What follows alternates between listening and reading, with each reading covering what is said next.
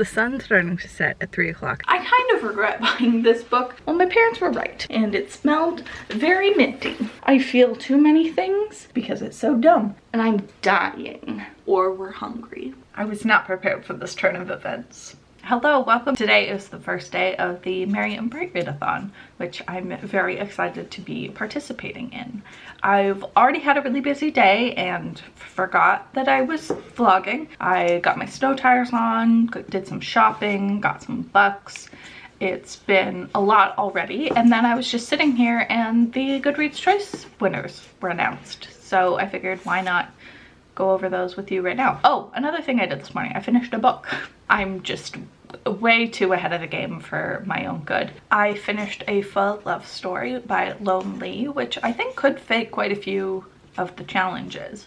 It has white on the cover, it's got cozy vibes, it's got enemies to lovers, kind of. It's a Romeo and Juliet kind of story, and it also works for dual perspectives. So 4 of the challenges I've already checked off, but I'm gonna challenge myself to only have 1 book for each challenge, which usually I'm the queen of doubling up on stuff, but not this time. That was enough rambling. I just want to look at the Goodreads Choice winners.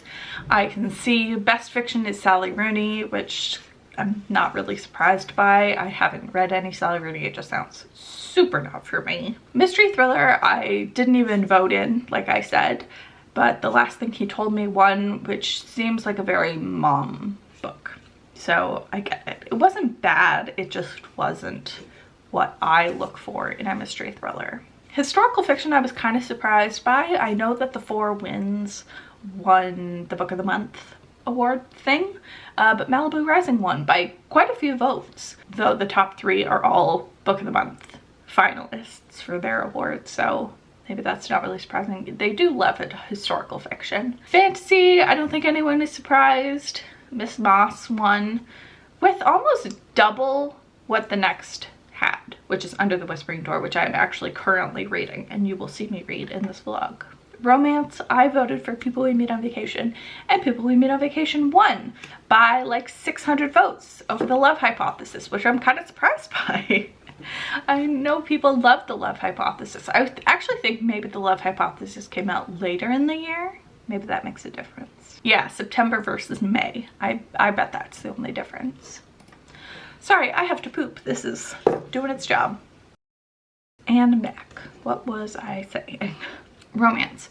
I rated both People We Meet on Vacation and The Love Hypothesis 5 stars, but I do think that People We Meet on Vacation is the superior book. Science fiction, Project Hail Mary won. No one is surprised. Clara and the Sun came in second.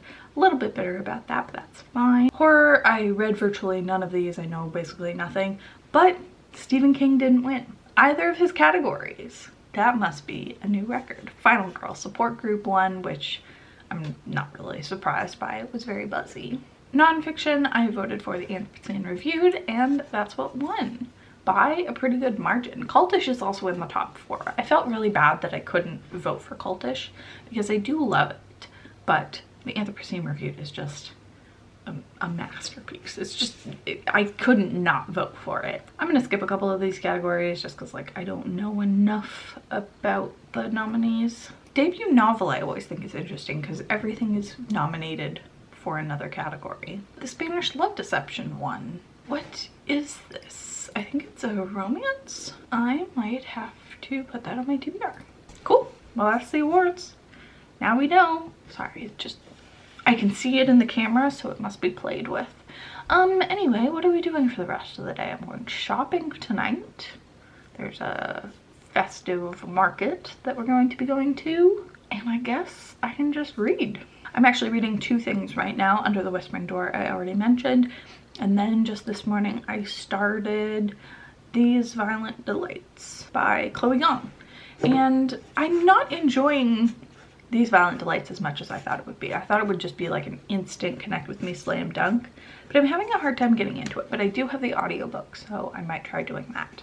And then Under the Whispering Door is just everything I ever dreamed it would be. I'm avoiding it a little bit and reading it really slowly because I'm afraid of feeling emotions. But that's it, that's the vlog. Welcome, come along with me as we have fun over the next few days, hopefully. Hopefully it'll be fun. Hello, it is Friday.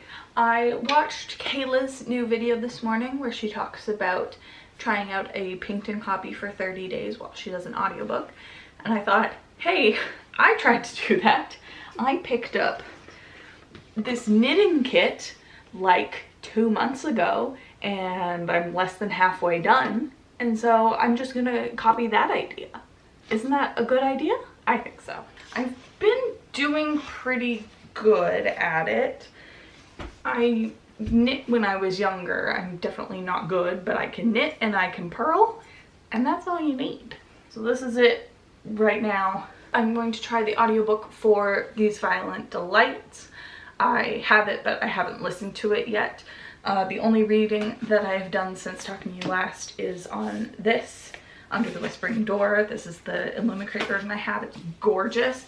And screw this book for making me feel things. I'm 140 pages in and I've cried like 3 times. It's not even like crying. It's just my eyes are permanently wet, which we love. This is everything that I wanted this book to be, and I just love it. I just love it. And is it going to be my favorite book of the year? Like, there's a non-zero chance. Anyway, that's the plan. We're going to sit here and knit and listen to an audiobook until my food arrives that I ordered. What a good plan. I'm sorry, do I have a notification from the library that my hold is ready? Yes, because of course I do. I have a problem. I get a lot of stuff from the library. It's a very busy account. I read on my Kindle These Violent Delights, the prologue and a bit of the first chapter. So I'm just going to skip to chapter 1 and hope for the best. Good? Good. Here we go.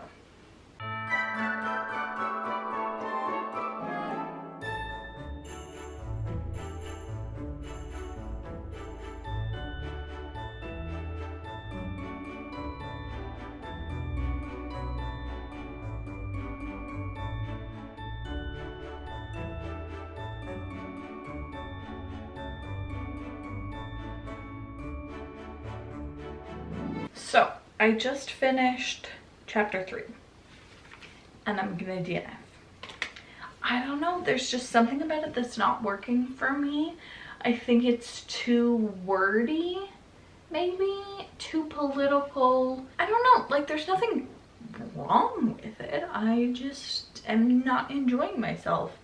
And it's a 14-hour audiobook, so I don't really want to suffer through that. Which is really disappointing because I was really hyped for this. Like, this is a soft 5-star prediction for me and I'm sad. Also, it's a duology, so I'm actually committing to more like 28 hours. I really have to like it if I'm gonna commit to that. The only problem is I don't have any other audiobooks out right now. So it might take a while to get this blanket done. I guess I just have to read this monstrosity and feel things. I don't want to do that. That's the food. Nothing? Hello? Are you okay? Hi. Good to see you. Glad you can actually see me. I have many updates to give and my brain is all over the place, so apologies for the chaotic next few minutes that we're going to have. Update number 1, I need someone to give me the number of TJ Klune's agent because I have some very strong words that I have for him.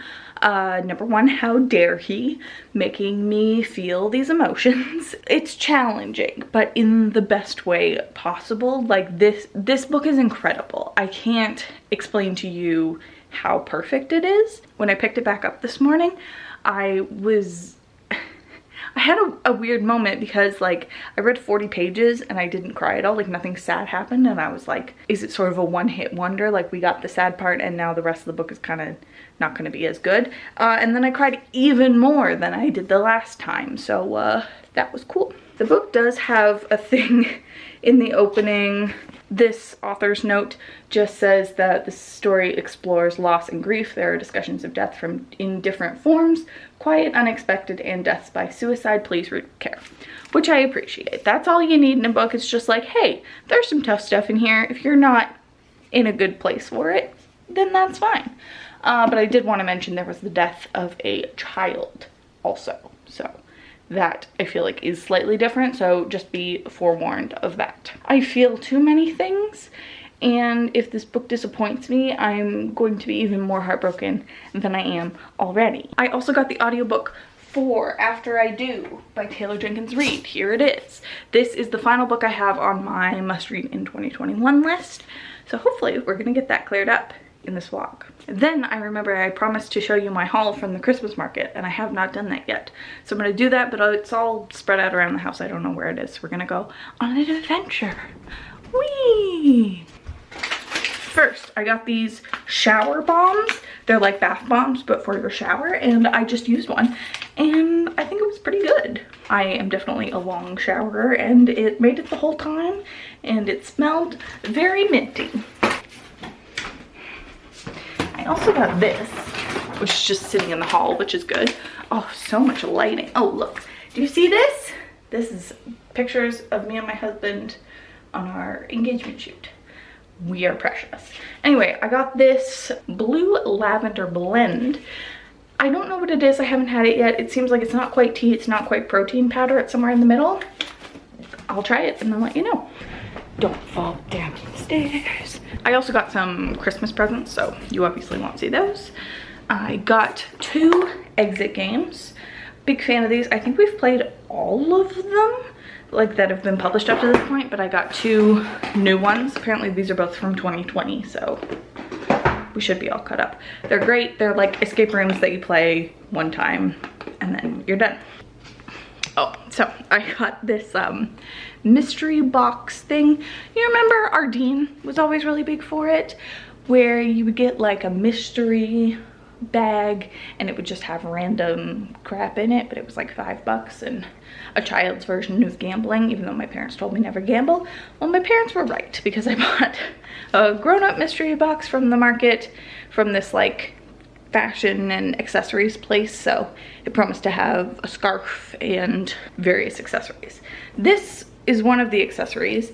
It's a wrap scarf, but like it's awful. Let me put it on. Oh wow, something that actually is a good height for filming in my house. That never happens. How do you even? I'm starting to think maybe this is just a me problem and I don't actually know how fashion works. Like, is that it? Is that the scarf? Am I fashion now? But like this, not a fan. Maybe I should Google it, because this definitely feels wrong. There were 5 things in that mystery box. What were they? There were 2 necklaces and a headband. Oh, and like a words. I'll just go get it. A beverage holder thing. Tea cozy, I want to say. That doesn't feel right. This I actually might use. The rest of the box is upstairs. I swear I'm forgetting something. I actually don't know where that other necklace is, but I do know where one of them is. It's right here. It says #beauty, and I can't condone it.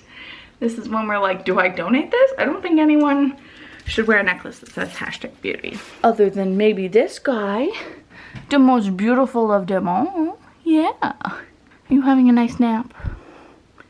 Do you want to play with the camera string? Yeah, you do. And then the last thing in that box was this. It's not the height of fashion, but I do kind of like it. I love like a sweatband, and you slap a bow on it. That's my level of fashion. Oh, I do actually, I don't think I told you this yet.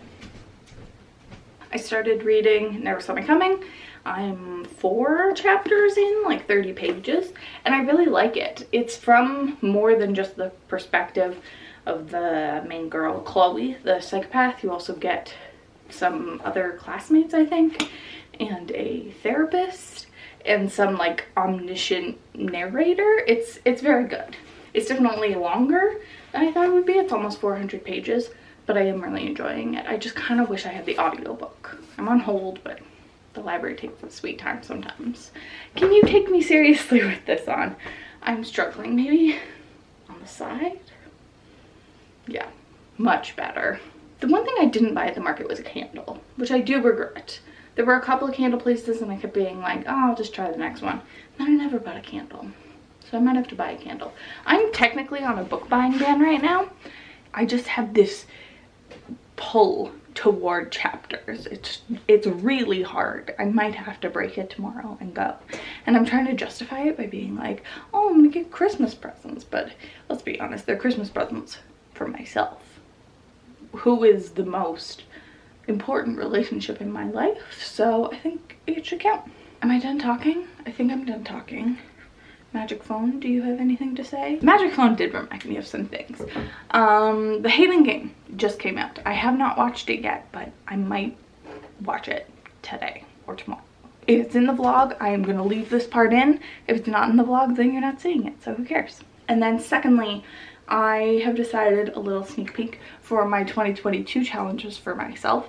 I'm going to be doing the Book Riot Read Harder challenge, which I am excited about and intimidated by.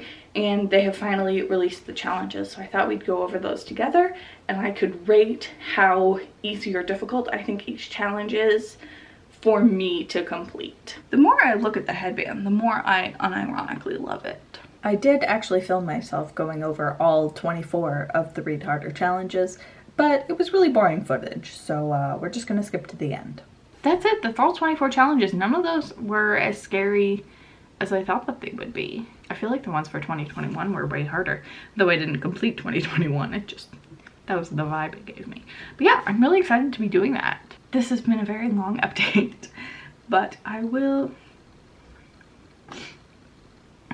have to sneeze.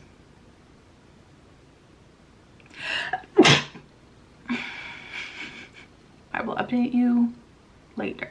I was thinking, should I like vlog me finishing Under the Whispering Door? But I don't think I'm going to, because I was thinking the book feels very personal.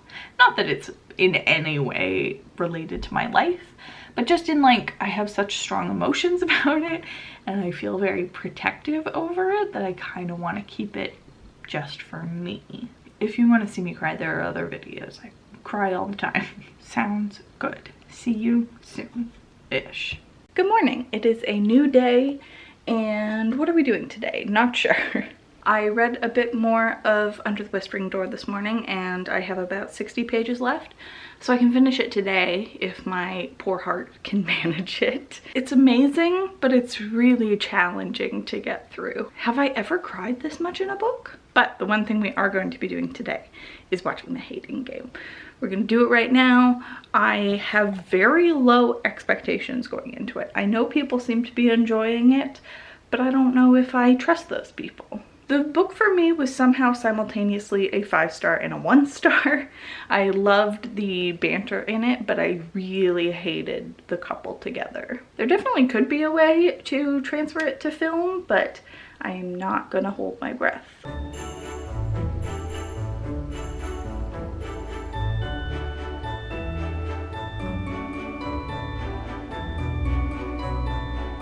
Confirmed that we have kept the Smurf plotline, which never made any sense to me, but they thought it was so good they might as well put it in the movie. Also, we're like less than 10 minutes in, and I do really like it. Josh just mentioned that he's trying to fill his Goodreads quota, which I don't think was in the book, and is very cute for someone like me, but I also feel like no one's gonna get it unless they've read the book. Like, readers will probably know what Goodreads is, or this is an Amazon plug. I should just watch the movie. They fixed the elevator scene. I hate the elevator scene. And they fixed it. Like, is this movie good? I was not prepared for this turn of events. Right here, they're walking by a bookstore, and that, you can't really tell, that's the Haig game, the book. I can't believe I got that. So this actor for Josh is fine. I don't hate him, but I know that originally Robbie something, I never remember his name, here's his face, was supposed to be the boy in it. And you can see they have very similar looks. I just prefer Robbie, so I'm picturing him as the guy, and it's weird. I just feel like this guy is a very flat actor, which is probably mostly the character, but I feel like I'll always be thinking what could have been if it had been a different actor. Also, I don't like his voice. It's not at the right register to, you know, do anything for me. What is this? Let's talk about the hating game, because this guy's too weird. I took notes. That's how much I care. It was really good. Like, can you believe? Like, it's not the best one ever, but I've definitely seen way worse rom-coms. I would rewatch it. Okay, my notes. I laughed out loud at a couple of parts, which is really good for just like, you know, sitting alone in my room. I love the design of it, especially their like shared office, how it's split down the middle and their styles. It was really cute. And I appreciated that Lucy Hale's wasn't quirky for the sake of being quirky. Like, she was toned down a lot. She still had the Smurf thing, but that's fine. If that's your one thing, then that's fine. The movie is rated R, so I was expecting to, you know, see some things, and I didn't. They just said the F word more than one time, so that was it. And I was also really surprised how closely it followed the book, to my remembering anyway. The only thing that I think they changed was a bit of Danny's character. So for that reason, I think the pacing maybe was a little bit clunky, because a book doesn't necessarily follow the 3-act structure in exactly the same way, but it was really good. My last note is that her final proposal to get the job is really dumb. She proposes, this isn't a spoiler because it's so dumb, she's basically proposing fan fiction writing, where you publish a chapter at a time and the author reads what you wrote. Like, that's just fan fiction, but she's saying it more like serialized, but that's what fan fiction is. And also, like, having the fans have input on your artistic vision is bad for a novel. Are we settled in now? I'll take that as a yes. I don't remember what her proposal was in the book, or if we even hear about it, but this one was dumb and bad. But the movie was really good, and I'm really surprised. I wasn't the biggest fan of the boy, but I really liked Lucy Hale. I thought she did a really good job. And the bosses were both really good. There really isn't a very big cast, though. Sir, do you mind?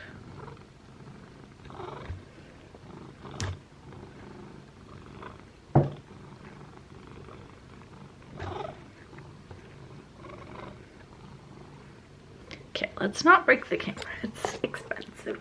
But if you want a recommendation from someone who did not enjoy the book for reasons of, like, Josh was just a bad person and he crossed the line a bunch of times. Here, they definitely listened to those complaints and toned him down, and it was so well done. It is a new day, and I have officially finished Under the Whispering Door. Do you want to guess? Do you want to guess how many stars I'm giving it? Because I can't give it more than 5. Like, I would if I could, but I can't. It was just so incredible. It's heartbreaking, but also exactly what I thought it would be. If I had to give it one criticism, it is that it sort of followed the script that I sort of figured out from page 1. But also, that's kind of what I love about it, is how predictable it was, and like, even though everything sucks, you know it's gonna be okay in the end. And it just, this is such a special book, and I'm so glad that I bought the Illumicrate version and that it didn't suck. It would be really unfortunate if I paid all that money and had this beautiful book and then I was sad every time I looked at it. I mean, I will still be sad every time I look at it, but for different reasons. It's just so pretty.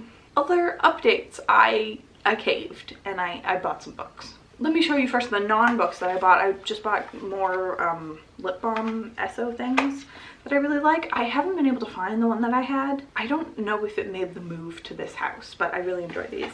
I also, since I was complaining about it, got a candle. This is pine, sandalwood, and balsam fir, and it smells really good. My candle tastes are very specific. I either like fresh laundry or like Axe body spray. This is closer to Axe than laundry, but it smells great. And then I bought 3 books. Let's start with the one that I was intending to buy, maybe not that day, but in general. I was playing Barbarians.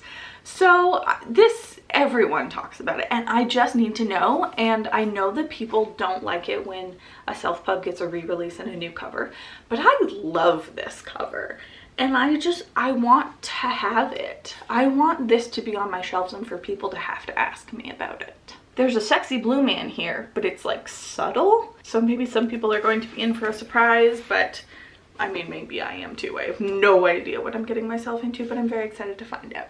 Then I found For All Time by Shanna Miles. I had never seen this before, but I was drawn in by the cover. The blurb says it's about Tamar and Fayard, who have lived 1,000 lives, and they like find each other and fall in love in every lifetime, and then they might find a way to break the cycle. I love that kind of premise. It's sort of Groundhog Day, like that's the right level of magical for me, and it's stunning. I mean, I don't love the way the text is on the spine, but I can deal with that. I have heard no one speak about this, but I'm very excited about it. I think this is YA. It looks YA. I think it was on the YA table. Simon & Schuster books for young readers. Okay, yeah, cool. Very excited. I kind of regret buying this book. I shouldn't. I just got sucked in because it had illustrations, and I'm a sucker for illustrations. I bought The Boy Called Christmas. Sorry, A Boy Called Christmas. I guess there can be more than one boy.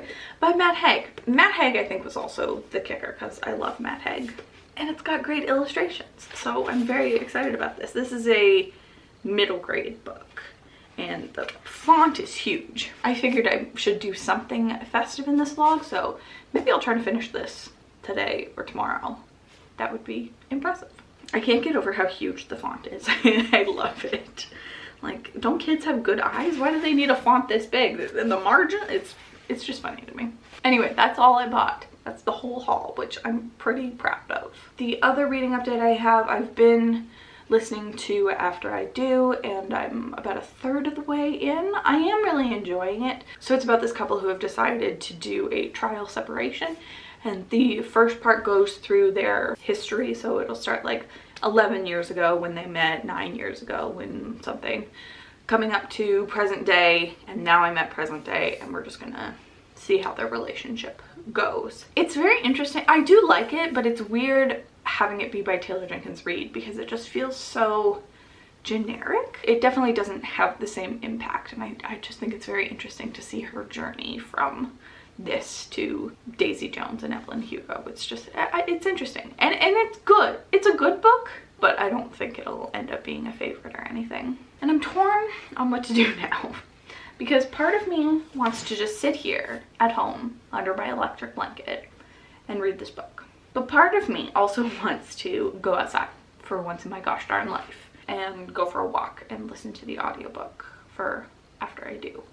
Obviously that's the one I should do. Also, this has a sticker. Oh, is the sticker actually gonna come off? So it's got a Netflix sticker. Netflix film. But then under that sticker, there's a non-removable sticker that says soon to be major motion picture. And now I'm sad.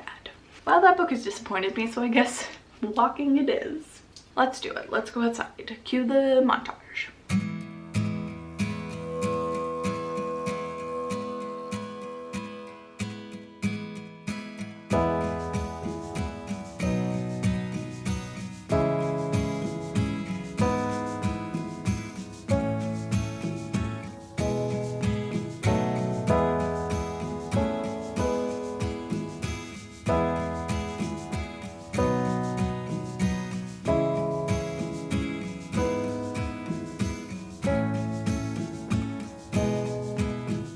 The sun's starting to set at 3 o'clock, and that's why we have this beautiful lighting. That was so nice. I've been meaning to come to the path more, and I don't know, it was just a beautiful day and quiet and no snow, and who knows how long that's gonna be a thing. So yeah, that was really nice. I got to 50% of the way through, and it's really good, but it's hard to tell where it's going and like what the point is. Also, I got a bunch of crud on my camera, so apologies, those clips were probably a bit blurry. I guess blurry is the word, but I'll fix it, I'm sure. Come here, come on, you know you wanna. Hello, welcome. We have made it all the way. It's the last day of the Readathon, and we're very excited about it. Or we're hungry. I did end up finishing After I Do, and I really enjoyed it. It keeps making me think of, I saw some interview once that said that in Friends, all of the women have kids in an unconventional way to like show something different. And this sort of felt like the same thing, but with marriage. All of the characters in it have very different relationships and very different ideas of what they want out of a relationship, and there's no one right answer. I thought it was good, but the overall plot didn't really give me anything, and I never really connected with any of the characters, so I'm gonna end up giving it 3 stars. Are you gonna be good? You don't get fed for like 2 hours. I may still end up reading A Boy Called Christmas today, but this video is going up tomorrow, so this is all you're getting of me. He's purring so loudly, like there's no way you can't hear that. To recap, I read 3 books and DNF'd 1, and I think with that I hit all of the challenges. I'm gonna try to hit all of them outside of this week, but I think if we double up, the first book, A Fall Love Story, hit 4. Under the Whispering Door hit, I'm trying to remember all of them. White on the cover, technically. Cozy Vibes, ultimate cozy vibes with this one. Already Owned, and that's it. And then the other book I read, After I Do, meets White on the cover, at least on my version. Already Owned and owned for more than a year. I actually didn't read any of the book, I just audioed it, but that still counts, right? I would also count it as enemies to lovers, because this is a couple that's separating, so they're like strangers to lovers to enemies to whatever. But that's fine. Dual Perspective is the only one I didn't get, but A Fell Love Story does that one. So overall, a successful week. This one definitely took me longer to get through than a normal book, but you know, it was a successful read nonetheless. Oh, last update, I did try the Bloom blue lavender tea thing, and it was awful. I don't get it. Anyway, that's it for me. I hope that you enjoyed. Let me know how your Merry and Bright Readathon went, and I will see you very soon with a new video. Bye.